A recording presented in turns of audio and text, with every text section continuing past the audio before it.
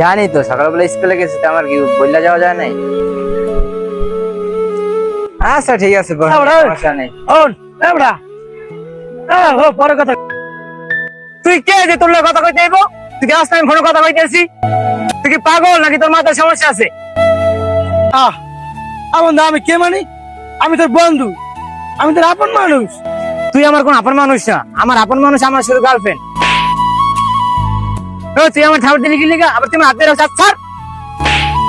বাহ, 2 দিন এক মাইয়ার লেগা তুই তোর 10 বছরের বন্ধুত্বটা নষ্ট করে ফেলাইলি। ওই তোর লেগা কি না করছ? ওই নিজে না খেয়ে তোরে খাওয়াইতো।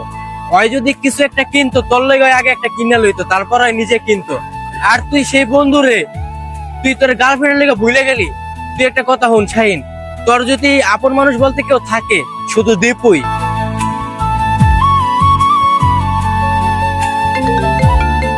আচ্ছা বন্ধু, একটা মিনিট রাখ, আমার গার্লফ্রেন্ডে ফোন দিয়েছে, আবার দেখি কি ভাই।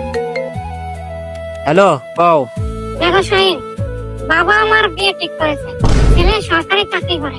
ছেলে তোমার মতো বাঁধেন না, তাই আমি তোমাকে ছাড়তে বাধ্য হচ্ছি। তুমি আর আমাকে কখনো ফোনও দিবা না, মেসেজও করবা না। আজকে থেকে আমাদের মাঝে কোনো কথা হবে না। না কিরে, তোর গার্লফ্রেন্ড তোর কি কইলো? বন্ধু আমার তো সব শেষ হয়ে গেছে। যেই মাইল লেগে আমি এত কিছু করলাম, আমার বন্ধুরে অপমান করলাম, এই মাই আজকে আমার ছাইড়া দিয়েছে।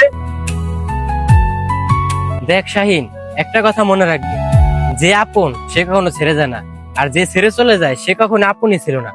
তোর শুধুমাত্র আপন তোর বন্ধু দীপুই। আমি তো দীপুরে অনেক অপমান করে লাইছি, এখন আমি কি করব?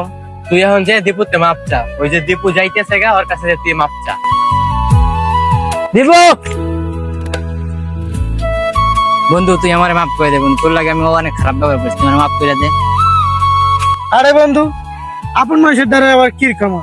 তুই আমার বন্ধু আসিলি, বন্ধু আছো এবং ভবিষ্যতেও থাকবি।